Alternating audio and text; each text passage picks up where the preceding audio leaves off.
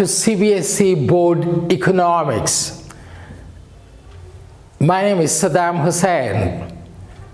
We welcome you all a few months before the board examinations. Today we are starting with another small new topic. Though this is short and small, but don't underestimate it from the board's point of view. This might come for 4 marks. You can learn it in 4 seconds. I'll make you learn right now. We have been discussing about the significance of energy. Now we discuss different sources of energy. As you can see on the board, one is conventional sources of energy. The other one you have is non-conventional sources of energy. How do we classify conventional and non-conventional sources depending upon the sources where you get it from? Time immemorial, right? So your great grandfathers or people, maybe it's 200, 300 years back, they have been using energy, mind it. So you recollect, so since man came in this on earth, he discovered energy. That's very important. He discovered coal, he discovered oil, fossil fuels, and he has been using that and he has been storing it. So that is conventional energy, which man has been using for centuries. And these days, because of scientific developments, we discovered new sources of energy. Which are these sources? You must have heard it. One, we discovered solar energy, the energy which we can tap from the sun. We discovered wind energy, mind it, the energy which we can generate through windmills. We discussed biogas, we discussed biomass, we discovered geothermal energy, we discovered tidal energy. These are non-conventional sources of energy. Non-conventional. Conventional coal, fossil fuels, and non-conventional or modern. Those were traditional. One more main important difference between conventional and non-conventional. Conventional energy, coal, fossil fuels, oil, they are not going to last forever. They are not going to last forever. They are limited in supply. A day will come, you won't have coal, you won't have oil, they get exhausted. That's why we are searching, scientists are searching new sources of energy so that they will be there forever. Renewable sources of energy, we call them. As long as sun is there, you always have energy. As long as wind is there, you always have wind energy. As long as tides are there in the oceans, you'll have tidal energy. So these are some of the non-conventional. So conventional you cannot renew. They're non-renewable, and non-conventional or renewable sources of energy. And one more importance between conventional and non-conventional source of energy. Conventional sources of energy, they pollute the atmosphere. They pollute coal. We generate, mind it, hydroelectricity by burning coal. So you know that thermal power plants, they pollute the atmosphere. But non-conventional sources of energy are pure. They do not pollute the atmosphere. For example, you don't pollute the atmosphere through solar energy. You don't pollute the atmosphere through wind energy. So these are they're eco-friendly, we call it, they don't pollute. And these are expensive means of energy, these are cheaper. Conventional sources of energy are very expensive, you know it, right? We have to dig coal, and then the coal has to be supplied to power plants, all the way from coal fields to the power plants. In the you have to construct thermal power plants, and then they burn the coal, they pollute the atmosphere. So it's a pretty expensive thing. But non-conventional energy, they do not pollute the atmosphere, they are much cheaper. So for example, you must have seen windmills, that is not as expensive as conventional source of energy. And solar energy, photovoltaic, these days you must be seeing on your rooftops.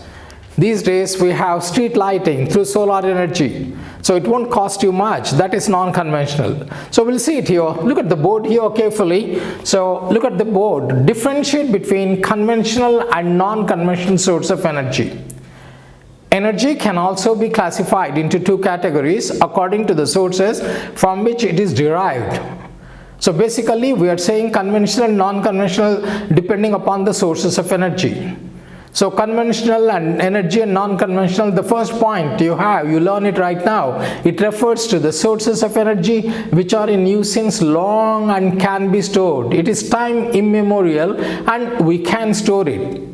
Non-conventional source of energy, it refers to the source of energy which have come into use only recently. For example, in case of conventional energy, coal and oil. You see on the other side, non-conventional source of energy, solar energy, wind energy, geothermal, biogas, tidal power. These are limited. Conventional source of energy are limited. I told you coal is not going to be there forever. These are renewable. Non-conventional, I just told you, as long as sun is there, you can have solar energy. As long as wind is there, you can have wind energy. These are non-renewable. Conventional sources, these are renewable. Non-conventional, you can renew it again and again. They pollute the atmosphere. Conventional sources of energy, they are pollution free. That is, they are eco-friendly.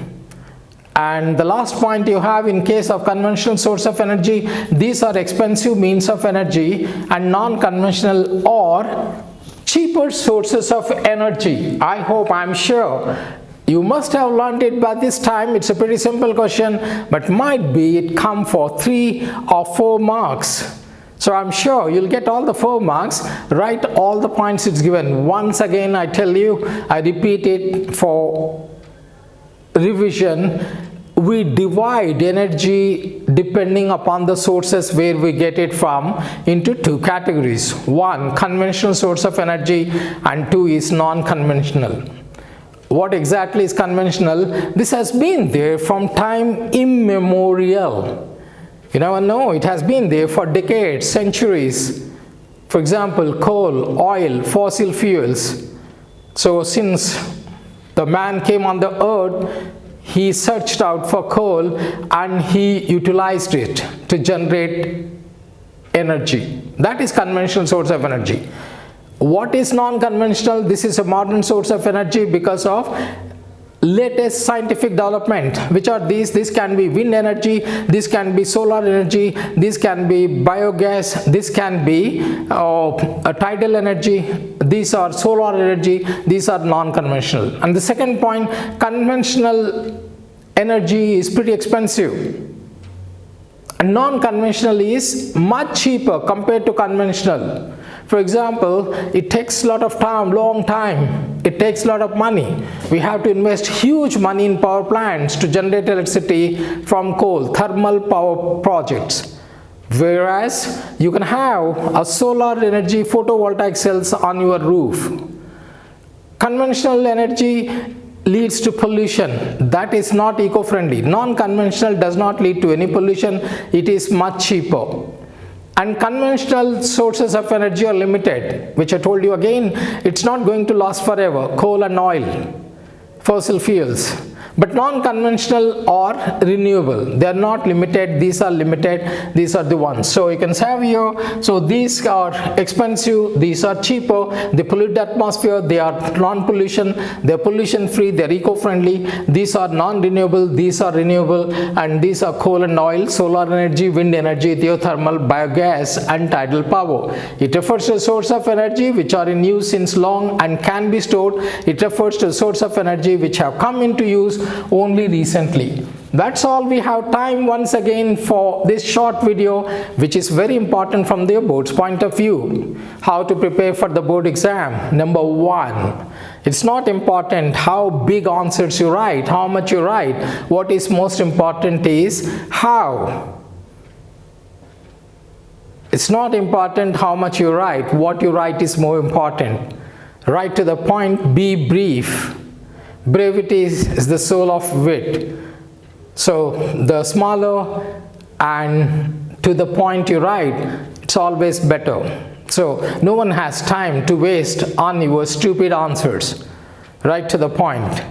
So I told you, I repeat again, one sentence answers, one sentence, and maybe 30-40 words for 3 mark questions, maybe 60-70 words for 3 mark, maybe 80 words for 4 marks, maybe 100 or 150. So don't write too much. Read the question carefully and write answer according to this. In case they ask you differentiate between conventional and non-conventional sources, you just write these simple points. You don't have to write an essay on this.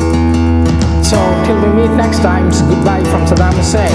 But don't forget to subscribe, share and like all our videos. You share these videos with your friends, so I'm sure they enjoy it, they prepare well for the board exam, and definitely they'll bless you. Keep that in mind. That's all we have time, guys.